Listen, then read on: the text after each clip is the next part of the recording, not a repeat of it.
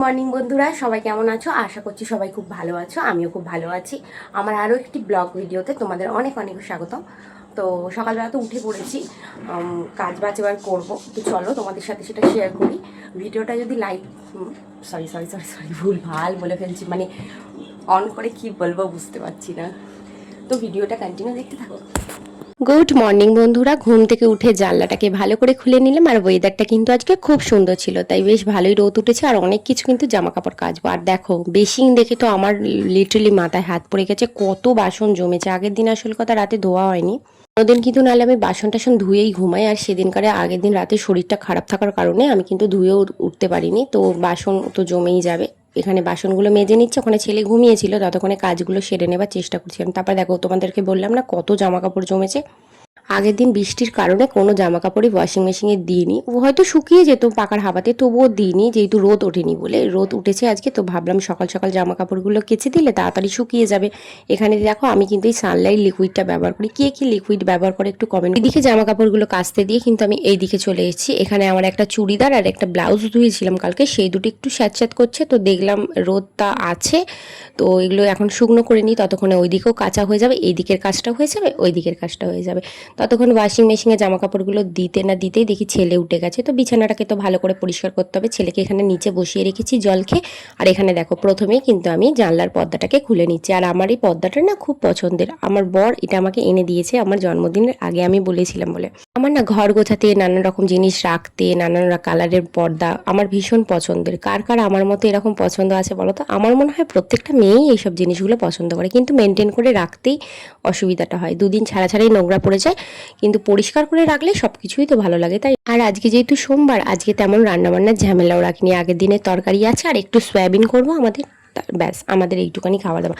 আমার আর আমার বরের কি বলতো, অতটা ঠিক খাবার ঝামেলা নেই। একটু মাংস হলে, একটু ভাজাভুজি হলেই আমাদের দুজনের খাওয়া হয়ে যায়। তবে হ্যাঁ, আমরা একটু বাইরের খাবারটা বেশি খাই। এখানে দেখো আমি মাদুরটাকে সব সময় পেতে রাখি আমার ছেলের কারণে।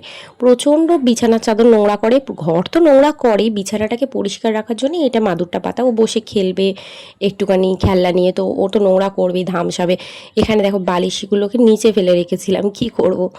এটা গোছাতে গোছাতে আমি একটা তোমাদের সাথে কথা শেয়ার করি। আমার কিন্তু এই ইউটিউব জার্নি আজকের নয়, আমি প্রায় 2 বছর ধরে ভিডিও করছি, কিন্তু আমি তেমন কোনো ভিউজ পাই না বলে আমার ভিডিওগুলো ভাইরাল হয় না।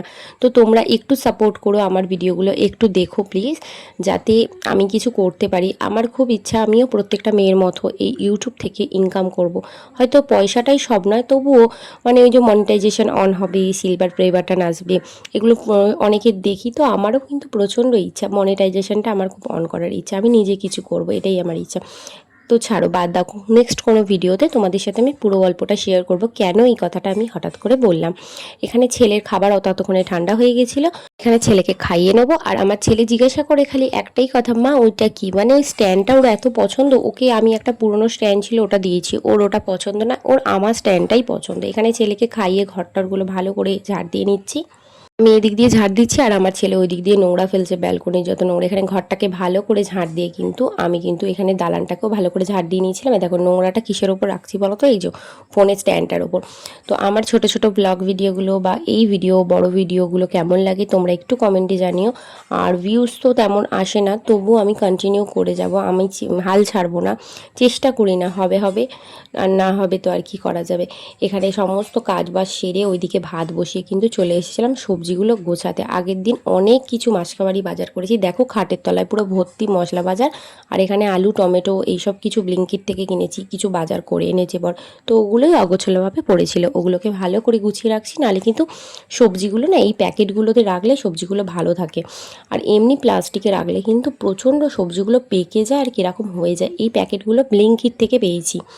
তোমাদের আমার এই ভিডিওটা কেমন লাগছে প্লিজ কিন্তু একটু কমেন্ট করে। এখানে দেখো আমার গোছানো হয়ে গেছে, আর ওইদিকে ছেলেকে টিভি চালিয়ে দিয়ে কিন্তু চলে এসেছি এখানে ভাত নামাতে। ভাতটা অনেকক্ষণ সময় নেয়, এবারে চালটা কি এনেছে জানি না। আর আজকে রান্না করব, তোমাদেরকে বললাম সয়াবিনের তরকারি। তো এখানে এই সয়াবিনটা জল দিয়ে আগে সিদ্ধ করে রাখছি, আর এটা কিন্তু ফার্স্ট টাইম খাচ্ছি আমি সাফোলার সোয়াবিনটা, আর খেতে না খুব ভালো। আর ওইদিকে ছেলের আলু পটল ঝিঙে দিয়ে সয়াবিনের তরকারি করব। তো এই হচ্ছে আমার কাজবাজ, সারাদিনের ব্যস্ততম জীবন, একটার পর একটা কাজবাজ করেছি। তোমরা হয়তো ভিডিওটা 10 minute 5 minute, short video 2 minute দেখো, কিন্তু সারাদিনের কাজটা কিন্তু অনেক থাকে, সেগুলো আর ভিডিওর মাধ্যমে দেখানো হয়।